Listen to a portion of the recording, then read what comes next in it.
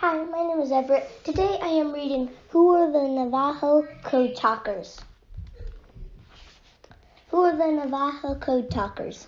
As loud explosions echoed off the rocky island, Samuel Holiday leaped off the landing craft as the huge metal machine slammed into the beach. Samuel was a United States Marine, and the beach was on Iwo Jima, on the island in the Pacific Ocean that was held by the Japanese as they battled the United States in World War II. Bullets pinged all around Samuel, while bombs sent huge plummets of blackened sand into the air. Samuel did his best to walk toward a safe position, but the loose sand shifted constantly. Every step was a huge struggle. As he plunged ahead, he saw Marines who had been killed almost as soon as they stepped ashore, lying where they fell. Samuel clutched his rifle and shouldered the big radio on his back. He had to make it through safely. He had an important job to do. Samuel was one of the Navajo Code Talkers. These specially trained Marines made sure that thousands of U.S. soldiers, sailors, ships, and planes could get their messages through safely without the Japanese being able to read them. Using their dying language, the Code Talkers had become a vital part of the U.S. Marine missions. Without a secure way to communicate, the mission of Iwo Jima might end in disaster. Samuel dug out a place where he was safe from bullets from the moment, and his partner, Dan Aki, set up their radio gear. "Balda has Tani Ya," Samuel said over the radio. "Altaji Jayaho Ashilada."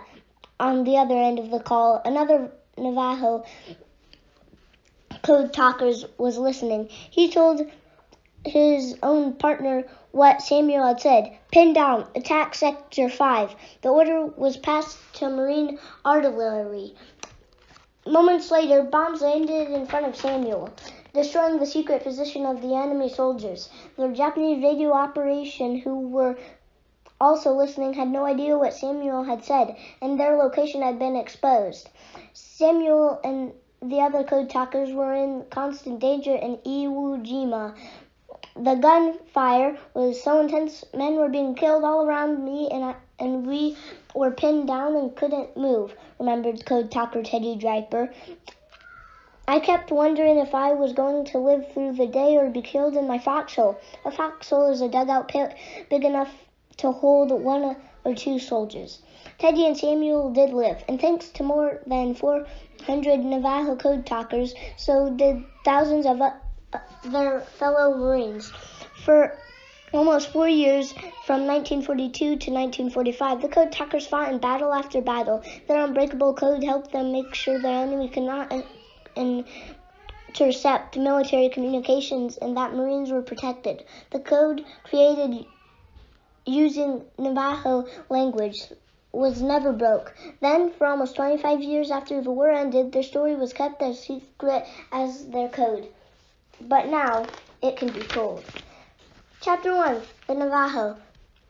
For more than 1,000 years, Native Americans of the Navajo Nation have been living in American Southwest. The Navajo, who called themselves Dene,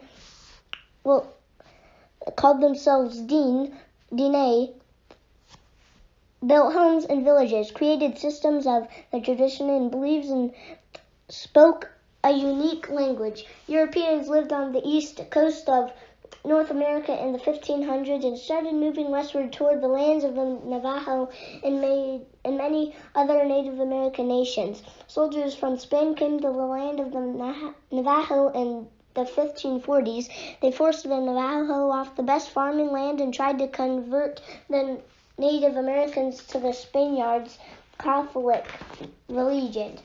For hundreds of years, the two groups fought throughout the American Southwest, with many deaths on both sides. In the 1830s, white American settlers began to arrive. The U.S. Army fort was built near Widow Rock in 1851, deep in the heart of the Navajo territory in what is now Arizona. Soldiers again tried to force the Navajo people off their land and onto reservations, which were set aside from resettling Native Americans. The reservations were often far from the Native Americans' homes and did not have land that was good for farming or have enough water sources. Few reservations provided much area for shelter. The Navajo tried to resist, but the U.S. Army was too powerful. The Army killed horses and sheep, burned cornfields, and killed many Navajo. Several times, the Army forced the Navajo people on a long walk to a desolate reservation in New Mexico called Basca Redondo. Hundreds of Navajo died during several of these forced walks, some of them which were as long as 450 miles. The Navajo never gave up, however. After resisting the U.S. Army for decades, they signed a treaty in 1868. They gave the Navajo back their homeland. Today, that land is the Navajo Nation. It surrounds the Four Corners region of the United States, where Utah, Colorado, Arizona, and New Mexico meet. Through it all, the Navajo people kept their faith, their traditions, and their language. In the years that followed, the Navajo language that the U.S. government tried to stamp out would come to play a big part in helping them. All armies use codes during wartime, and the U.S. military is no different. They need codes that cannot be broken or understood by other armies. A language that is mostly unknown outside the Navajo Nation proved to be perfect. The U.S. Army had first used Native American language in World War I, which was fought from 1914 to 1918. Great Britain, France, Russia, and other nations battled Germany and its allies. Austria-Hungary, Bulgaria, and other countries. The United States joined the war in 1917. Incredibly, even though the American states had treated Native Americans miserably for decades, more than 12,000 Native Americans fought in World War I. At the time, Native Americans were not even citizens of the United States, but they still wanted to be part of in the fight. The U.S. Army hired Choctaw speakers to use radios and to write messages in their native language. Other Native Americans, including Kamapuka, Oneida, and Sac and Fox, took part in battles in Europe by sending and receiving messages. Because these languages were specific to each tribal nation, no outsiders knew how to speak or understand them, including the U.S. Army. The Native American speakers were trusted to pass along messages among other men of their own nations. Germany and its allies didn't have soldiers who spoke those languages, so the message remained secret. In 1939, World War II began in Europe. As they had in World War I, the Navajo and other Native Americans were ready to fight. The Navajo government said, "We resolve that the Navajo Indians stand ready as they did in 1918 to aid and defend our government and constitution against all armed conflict." In early 1942, a man named Philip Johnson read about the use of Native American languages during World War I.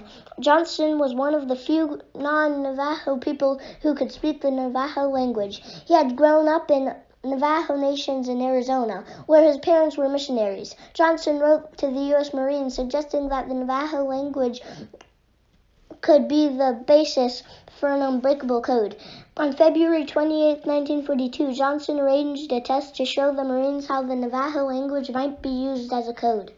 4 Navajo speakers were matched against 4 Marine messengers. Using radios that Navajo speakers accurated, sent a test message translating from English into Navajo in 20 seconds. The other messages took half an hour using the code already in use by the Marines. Major General Clayton Vogel ordered Johnson to find Navajo men to train for this new mission. World War II. In 1939, German air forces invaded Poland. England and France joined with the European countries to fight against Germany's advances. At the same time, in the Pacific Ocean, the Empire of Japan began its own invasive attacks on nearby countries and islands.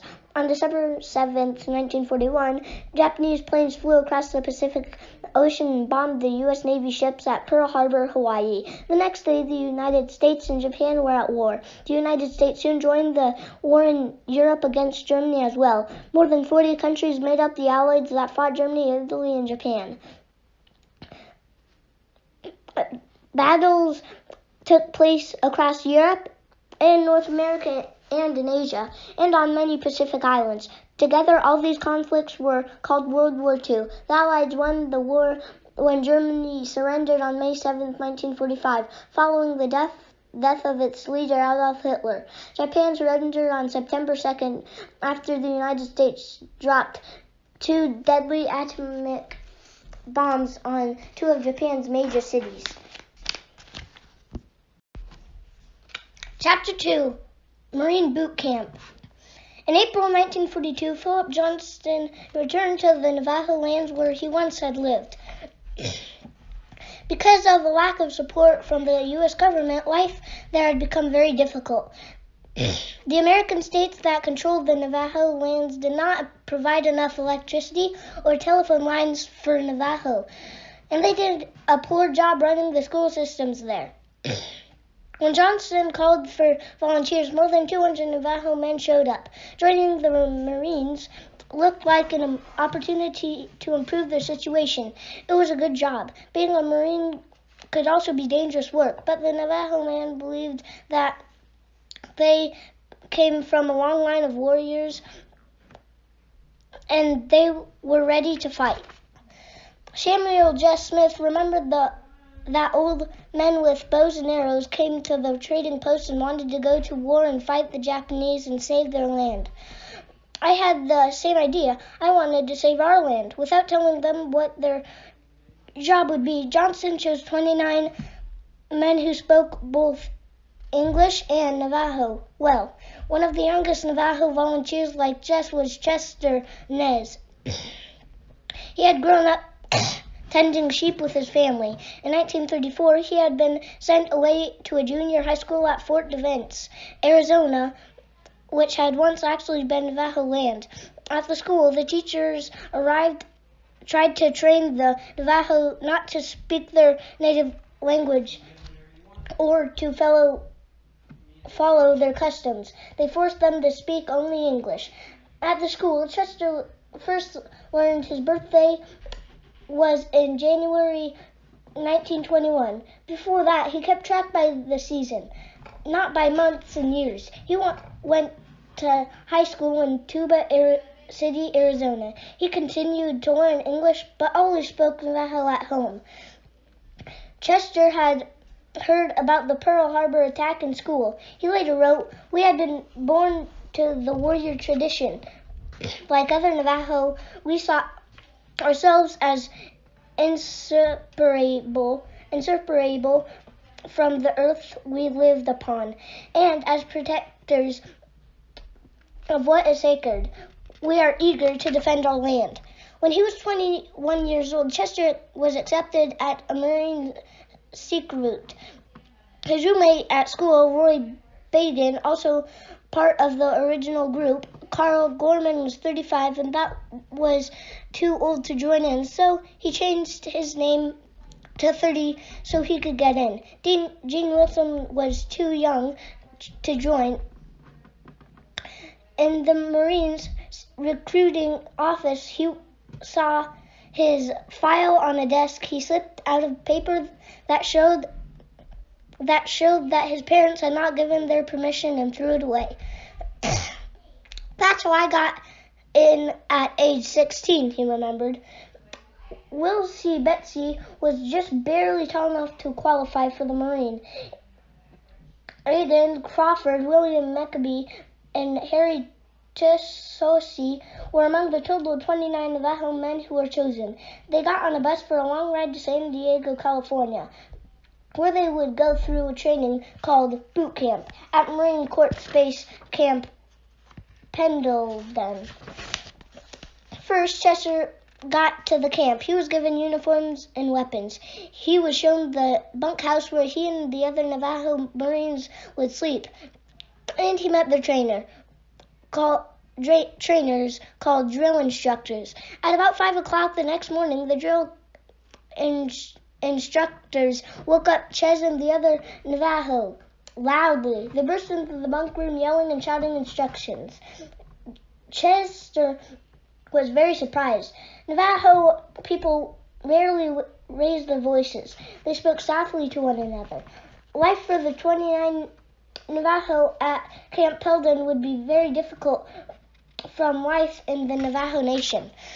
The Marines kept Chester and the other men to a very tight schedule.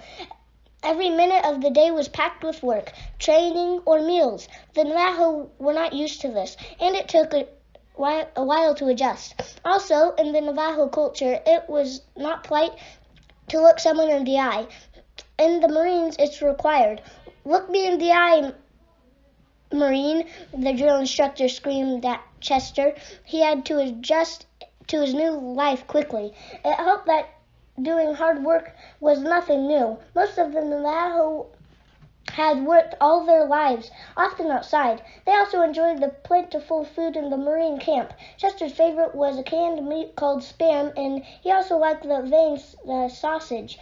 The Navajo also proved to be excellent marksmen. Chester had used guns for his hunting and protecting his sheep. The all-Navajo platoon 382 earned one of the camp's best scores in pistol and rifle shooting at targets. The Marine trainers were trying to make sure the Navajo and all Marines were tough and ready to deal with any problem that came up in war. One night, pairs of the Marines were sent out to stay in the desert. They were given just one canteen of water. Chester, Carl, and the other Navajo drank the water and then refilled the canteen with liquid from cactus plants. They had learned how to find this water in the desert on Navajo lands. The other Marines came back with empty canteens. Also, the long miles of marching and running were no problem for the Navajo Marines. They often traveled long distances on foot in wide-open Navajo Nation. The Navajo were not perfect. For missing assignments or for not completing a job, they were given demerits and light punishments. Wesley earned more than the others for forgetting his rifle one time. He had to stand outside with a bucket on his head. For being late too often, he had to bathe Sergeant Duffy, a bulldog that was a mascot for Camp Pendleton. The men also found time for a little fun. When the Navajo Marines were marching, they often chatted in their native language. The drill instructors thought the Navajo were counting their steps as they marched. Instead, the Navajo Marines were making jokes about the instructors.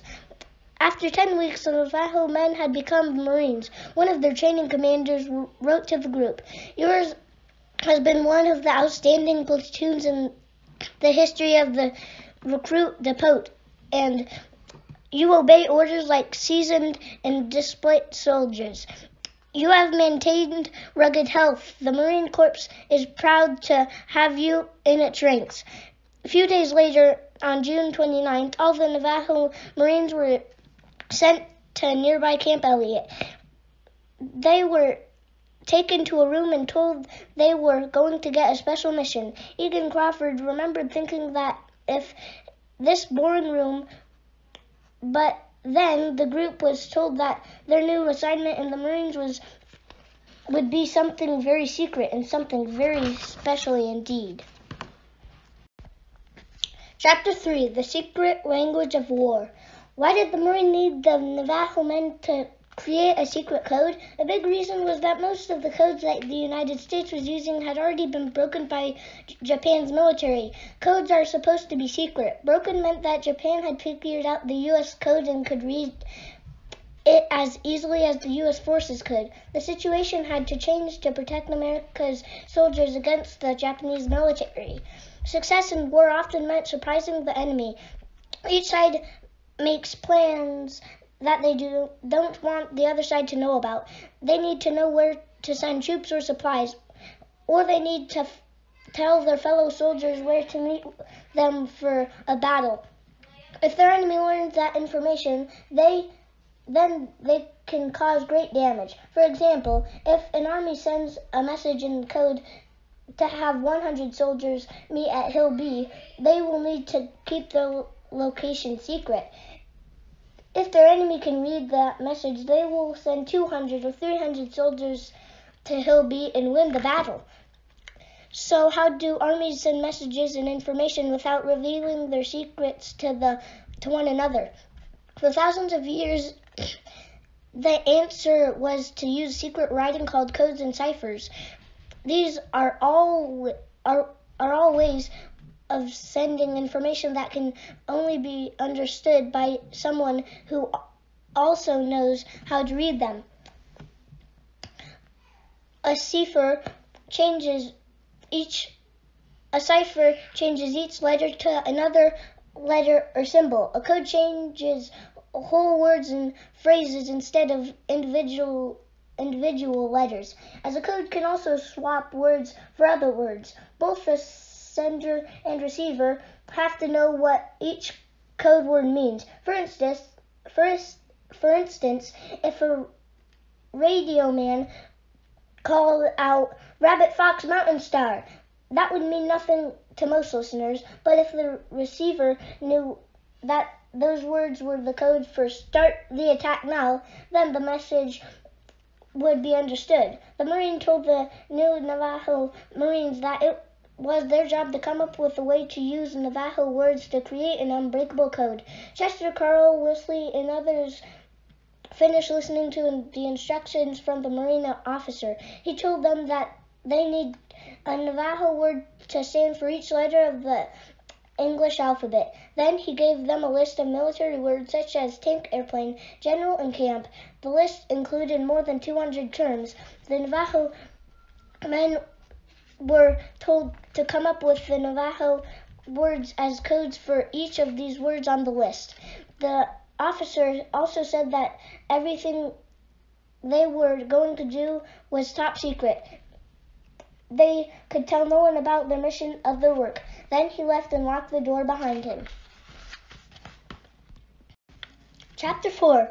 Creating the Navajo Code. For a few minutes in that room at Camp Elliott, the Navajo Marines just looked at one another. And the Marines, they had learned to march, fire rifles, put up tents, and follow orders, but this was very different.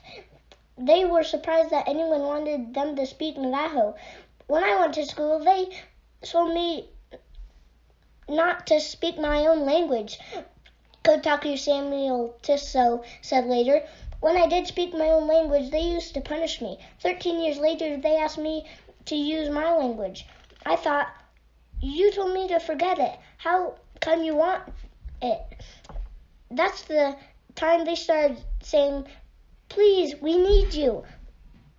We need you for your language. Wilsey said that he was pretty good, a pretty good typist, so he got ready to work. He suggested that they start with the alphabet. Then one of the first tasks was to make sure to choose words that sounded different so they would not be confused. Chester remembered later that the group worked very well together. The ability to live in unity learned on the reservation proved invaluable to our new assignment. The men chose words that were familiar and easy to remember. For the English letter A, they used the Navajo word for ant, Wolachi. B was for bear or shush. Many of the words stood for animals that they all knew from their life pack home, such as goat, horse, lamb, sheep, or weasel. The men were taken back to the room day after day. They built the entire alphabet. Then they started connecting Navajo words to military terms. Spelling out every word would take too much time, so words were used for terms that they would say often. A fighter plane was called da-he-ti-he, which means hummingbird. A battleship was called a lotsa, or whale. They made code words for military ranks, or for countries, and for months of the year. They came up with more than 200 code words, such as hospital, order, river, troops, and signal. There were days that I thought my head would burst, remembered Crawford. Sometimes we would spend 3 or 4 hours on just one word. For other words that were not on the list, the men used the alphabet code. The word egg was spelled out dizzy, clizzy, glizzy, dibby. Those words meant elk, goat, sheep, or EGGS, eggs. The Navajo Marines spent many hours memorizing the long list of words until they knew them perfectly. As they made the code, they found they had an advantage. There is no written Navajo language. It is spoken and heard. So memorizing the new list of words was nothing new for these men. In Navajo, everything is in the memory. Songs, prayers, everything. That's the way we are raised. That's the way we were raised, remembered William McCabe. Working in teams of 2, the men practiced using radios. One man listened to what was said on the radio and repeated it. The other translated the message in his head and then wrote it down in English. One day during their training, Leslie and some other had taken by military police to meet with a Marine general. He wanted Wesley to listen to a mystery tape recorder that had been made. The general was so worried about the sounds on the tape that he had put the whole base on alert for an enemy attack. He thought the recorder meant the Japanese were coming, but it was a recording of the Navajo code talkers' practice. The code was such a big secret that even that general had not been told about it. From then on, other parts of Camp Elliott were alerted when the Navajo were practicing. On October 1942, 27 of the original 29 Navajos sent west toward the fighting on island in the Pacific Ocean. Some of the men stayed behind in Camp Elliott to train new Navajo recruits. Dozens more Navajo volunteers were on the way to become Marines and to learn the code. The Marines had sent what the first code talkers could do. They wanted to get more Navajo code talkers ready to join them. The Navajo letter code. This is the first alphabet that was created in the Navajo code. Later, other code words were added for letters that were often used. How would you spell your name using the Navajo code alphabet? Chapter 5, the code in action. The key to the Navajo code was secrecy. The Japanese could never find out about it. The men in the Navajo platoon were forbidden from writing home about it. They could not talk to other Marines about the code either. The mission was kept secret even from many of the Marine officers they met. All the secrecy meant that getting the Navajo code into action would take a little extra work. First, they faced a long sea voyage. Chester, Wilsey, and 8 other code talkers traveled aboard the USS Lurline. Other code talkers headed west on different ships. The Marines did not want to risk all of them on a single transport. On the Lurline, most of the Navajo were seasick for days. Life in Arizona's desert had not prepared them for the big waves of the Pacific Ocean. The ship stopped first in Hawaii, but the code talkers were not allowed to go ashore there. The mission had to remain secret.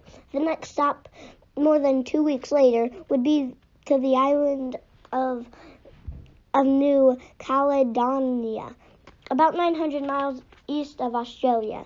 There, all the Marines continued training. The code talkers practiced the code as well as hand-to-hand combat drills. They learned how to hand on a beach from small boats. They also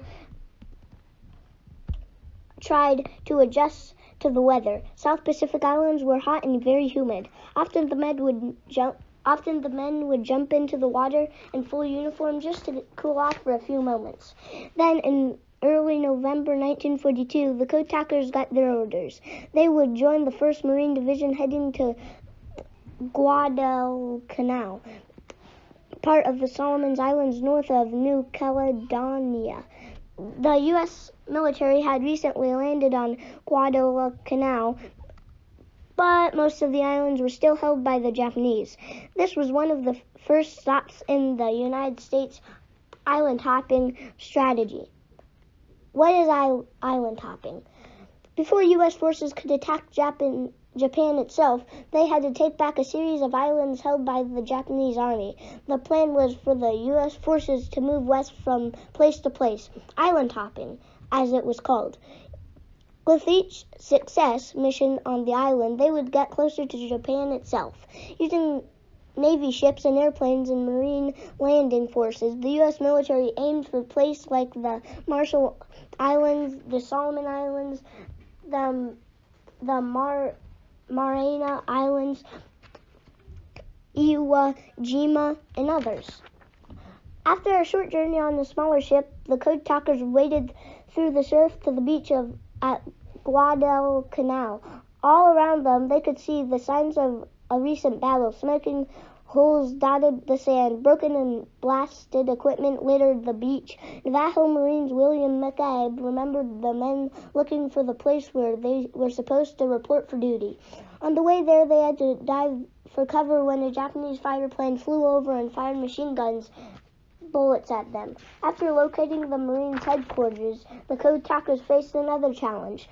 The officer in charge of codes didn't think the code talkers could beat the system he was using. He gave them a message that he boasted his system could send and receive in less than 4 hours. McCabe told the officer he would just need 2 minutes. When McCabe handed the officer the response a couple minutes later, the officer was shocked. That was the end of the test. McCabe said later, the code talkers made a believer of him.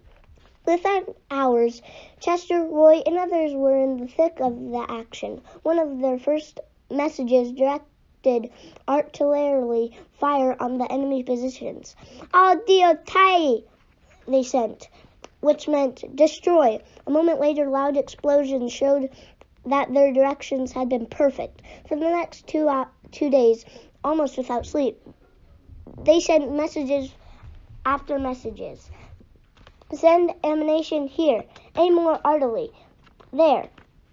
Move this platoon to another area.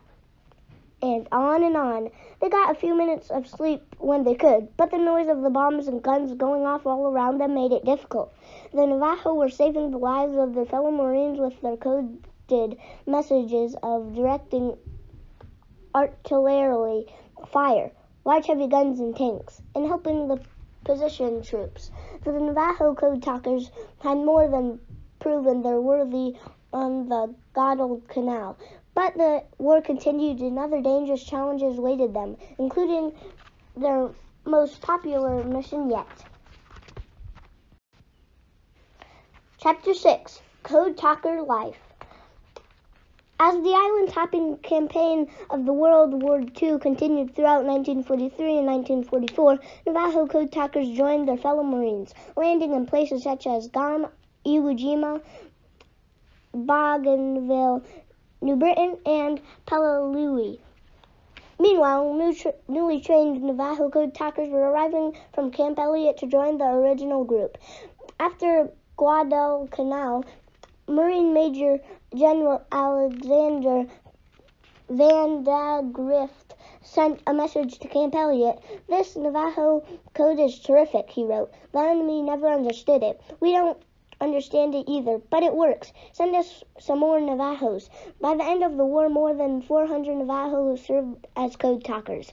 As the number of code talkers and their missions grew, so did the code itself. More and more military terms were added. For example, a grenade is a small handheld explosive. The Navajo called grenades nimashi, which means potatoes. The word for a fort became anasozi, which means cliff dwelling. A tank's code word was che da gai, a tortoise. New Navajo words for English letters were added to confuse the Japanese army. 2. A key way to break a code is to look at how often letters are repeated. E, A, and S, for example, are among the most used English letters. So, if a code breaker sees the same cipher used often, there's a good chance it might be E, A, or S. To help prevent that, about a dozen often used English letters were given Navajo alternators. That letter could be wo la shi, ant, b la sana, apple, or c nil, axe. Though the code talkers' day-to-day work about maintaining communications, life in the battle zones was still dangerous. To reach places where it would be safe to speak on the radios, they often had to avoid machine guns fire or enemy artillery. The code talkers spent many scary nights huddled in trenches or foxholes as bullets zinged above them. The Japanese tried their best to stop the code talkers from doing their job. The Japanese radio men could hear all the words that Navajo was sending. They just couldn't understand them. Still, to try to distract the Marines from their code working, the Japanese soldiers blasted loud noises or banged pots and pans into the radio broadcast. Sometimes the danger was not from the Japanese forces. Most Marines did not know who the code talkers were or how important their mission was. And some soldiers thought that the dark, skinny Navajo men looked like Japanese. Eden Crawford was once threatened with a pistol by another Marine who thought Crawford was sneaking into the camp. The Marine did not let Crawford go until an officer told him the real story. Several other code talkers also told stories about being mistaken for Japanese soldiers. The code talkers were worried what would happen if they were caught. Would the Japanese torture them to reveal the Navajo code? Because of the fears of mistaken identity and capture, many Navajo code talkers were given Marine bodyguards. These Marines traveled everywhere with the code talkers. They made sure the code talkers were not bothered by fellow U.S. soldiers and also protected them from enemy attack.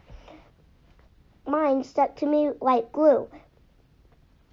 If I went to the bathroom, so did he, remembered Egan Crawford. The code talkers weren't bothered to have bodyguards, and some later said that they didn't even know they had them. But many others aspects of war upset the Navajo more than the other Marines. In the Navajo culture, the bodies of dead are something to be avoided. Navajo believe that spirits of the dead sometimes stay with the bodies. From the moment they waded ashore on Guadalcanal, Chester and his fellow Navajo saw many dead soldiers, American and Japanese. Dan Akey later said that his fear of corpse was one of the hardest things to get over in the war. Amid all the danger, the Navajo depended on their culture to help them survive. Most of them had sent off from home with a song-filled ceremony called a blessing way, and with prayers from family members. As they did their dangerous work in the Pacific, each code talker carried his own Navajo medicine bag. Chester's bag had a black arrowhead on a string, a small white rock, a corn pulling from his family's farm. The medicine bag connected me to home, to the prayers of my relatives, wrote Chester later. It It protected me and gave me confidence that I would survive. Every morning the men took a tiny pinch of the woolen and touched the top of their head and their tongues with it. Then they pointed to each of the 4 directions to finish their morning blessing. Later, from home also helped the Navajo stay connected to their family. Some of the Navajo Marines also sent back small bits of their uniform. This clothing would then be used in ceremonies back home in which the relatives asked the gods for protection of their loved ones. The Marines continued the island hopping strategy. The United States military leaders looked at their next target, Iwo Jima. Helping to capture this tiny volcanic island would prove to be the Code Talkers' toughest mission against the Japanese. Chapter 7. Iwo Jima. Iwo Jima is an island off only 760 miles from Tokyo, the capital of Japan. Its name means Sulphur Island in Japanese. It was created by an exploding volcano which continued to spew bad-smelling sulfur gas from inside the earth. If the Marines could take over this important island, U.S. bomber planes could be able to take off and land on the Iwo Jima airfields to easily reach Japan itself. Having control of Iwo Jima might help end the war and save tens of thousands of lives. But the fight for it would not be easy. The worst moves in the battle came from the air. No civilians lived on Iwo Jima, but more than 20,000 Japanese soldiers had landed there months earlier. In February 1945, U.S. planes began bombing the island. The United States hoped that explosions would make the land attack safer for their own troops. But the Japanese had dug thousands of caves and tunnels, and most were able to hide from the bombardment. They also knew the importance of keeping control of Iwo Jima, and they fought back furiously. On February 19th, Navajo Code Talkers were among the 6,000 Marines who had made the first landing in Iwo Jima. Because larger ships could not bring the men into the shallow waters along the coast of the island, smaller boats called landing crafts were used to get through the surf. Code Talkers Marie Sandoval's landing craft overturned. He was pitched into the water and almost lost all of his radio equipment. He said later that he was glad he had taken swimming lessons back at Camp Elliott. As he reached the beach, he saw the U.S. planes hit by enemy fire crash into the rocky island. Once on the island, Samuel Holliday and the others found that the soft black sand was almost impossible to walk through. For every step forward, Samuel slid back 2 steps. And it smelled like rotten egg from the sulfur that oozed out of the volcanic ground. For the first few hours, the Marines slogged through sand and water. Then, suddenly, the Japanese poured out of their tunnels and attacked. Now pinned on the beach, the surprised Marines were hit by machine guns, fire, and mortars. Samuel Sandoval said he had to crawl over and around the bodies of Marines. I saw bullets hitting the sand directly in front of me. So much black sand was blown into the air, remembered Samuel, that even the sun looked sad. The fighting was so intense that the Code Talkers often had to put down the radios and fire on the enemies. Samuel Holliday was nearly killed by a grenade that rolled out from underneath a dead Japanese soldier. Bill Toledo braved enemy fire to help carry a stretcher with a wounded Marine. The other Marine who carried the stretcher was hit too, so Bill had to drag both of the men to safety. As the fighting continued, the Code Talkers dug into foxholes, pits in the sand, and got to work. They relayed message after message, sending help to Marines in trouble. They also directed ships and planes to bomb Japanese positions. They had to do their work even as bullets flew around them. Most went without sleep. In the first 2 days of the attack, according to Marine Major Howard Connor, the Navajo Code Talkers sent and received over 800 messages without an error. Each day, more Marines arrived. Slowly, they drove the Japanese from the caves and captured more and more of the island. On the 5th day after the landing, the Marines cheered when a U.S. flag was raised on Mount Surabaki, the island's highest point. Navajo code talker Teddy Draper was on the mountain watching, and he sent out the message about the flag raised on Mount Surabaki. However, it took more than a month after that for the Marines to take full control of the entire island. During the fighting, 3 code talkers gave their lives: Paul Kinelachi, Sam Morgan, and Willie Nota. Finally, on March 26, 1945, the Marines defeated the last Japanese defenders on Iwo Jima.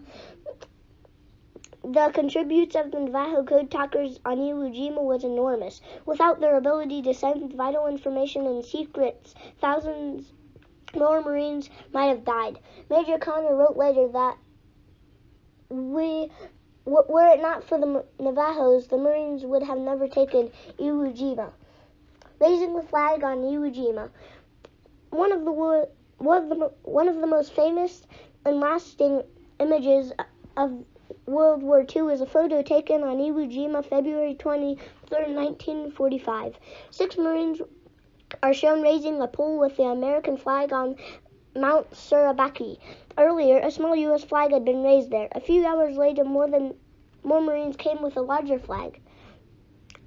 Photographer Joseph Rosenthal watched the men raise the big flag, and he took the photo of them as the flag fluttered in the wind.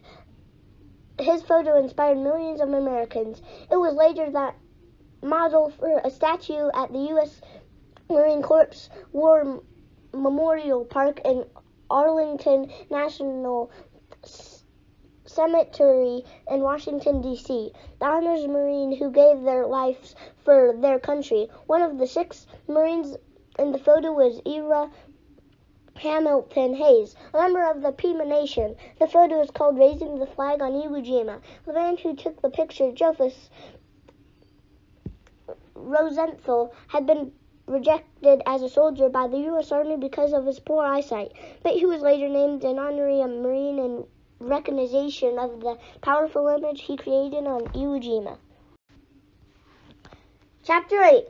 Going Home. Some of the code talkers were part of yet another Pacific Island attack. When they helped capture Okinawa on June 1945, while the rest there in early August, they heard about the atomic bombs that had been dropped on Japan. After those terrible attacks, the Japanese Empire surrendered. The war was over. On duty on several Pacific islands, the Navajo Marines celebrated when they got the news. Code talkers Paul Blatchford and Rex Malin were chosen to serve in Japan while United States forces remained in control. Blatchford was given the job of sending all the news and reports about the atomic bomb destruction back to the United States using the Navajo code. Atomic bombs. Throughout World War II, scientists have been working to build very powerful new weapons for the U.S. military. Fueled by the energy of exploding atoms, the bombs would be the most destructive in history. When he was told the bombs were ready, the U.S. President Harry Truman decided to use them in an effort to win the war quickly. On August 6, 1945, the first atomic bomb was dropped on Hiroshima, Japan. More than 60,000 people were killed and 69,000 injured, some with terrible burns from the radiation from the blast. On August 9th, the second bomb was dropped on Nagasaki, killing nearly 40,000 more people. The city's destruction forced the Japanese government to surrender and end the war. Even after the war, the code talkers were told to keep their secret. They could not tell family or friends what they had done, only that they had served in Marines. The hope was to keep the code secret in case they ever needed it again. We were told just to say we were in the war. That was all. We weren't looking for glory, remembered code talker Samuel Billison. Recovering from the horrible circumstances of the war is difficult. Like many soldiers, some of the code talkers struggled. George Kirk had nightmares about Japanese soldiers attacking him in the night. He worked with a Navajo medicine man who helped his dreams go away. Roy Nata did the same after dreaming the Japanese dragon. Chester Nez had completed his duty before Iwo Jima, but he spent time in the hospital recovering from his experiences. He too had horrifying dreams of unearthly battles. Then he finally made it back to New Mexico in October. A federal official giving him a new ID card said, You're not a full citizen of the United States, you know. Even after risking his life in the war, he and his fellow Navajos were still discriminating against in the United States. In fact, Native Americans were not allowed to vote in every state until 1962. At home, Chester's father welcomed him. I am relieved to have you home safely, my son. My daily prayers have been answered. But Chester also wrote that there was no special celebration for him. We Navajos don't celebrate the accomplishments of one who has done his expected duty, he wrote. So, although the homecoming was joyous, there was no reason to celebrate my bravery. Chester later sent to the University of Kansas and worked for the Veterans Administration. Samuel Holliday returned to the United States in the late 1945 as well. While traveling home to Arizona, he was not allowed to eat at a cafe because it was for white people only. Once he was home, his family helped him recover from the war with an enemy war ceremony. To drive away the spirits of an enemy, the Navajo sang, chanted, and prayed together. They created a sand painting that symbolized the ceremony. The sand was wiped away. Many code talkers went through this ceremony to help them heal from the effects of the war. Samuel later became a Navajo police officer and a park ranger, and he worked in mining. He also learned to perform Navajo ceremonies for his people. There were some men, including Navajo code talkers, who never healed or recovered from the stress of the war. They were not alone. Ivy Hayes, a member of the Pima Nation, died from his dependence on alcohol 10 years after returning home from the war. He was only 32 years old. Most other Navajo code talkers went on with their lives. Their brave work in the war, a secret from everyone except one another. Carl Gorman became an artist.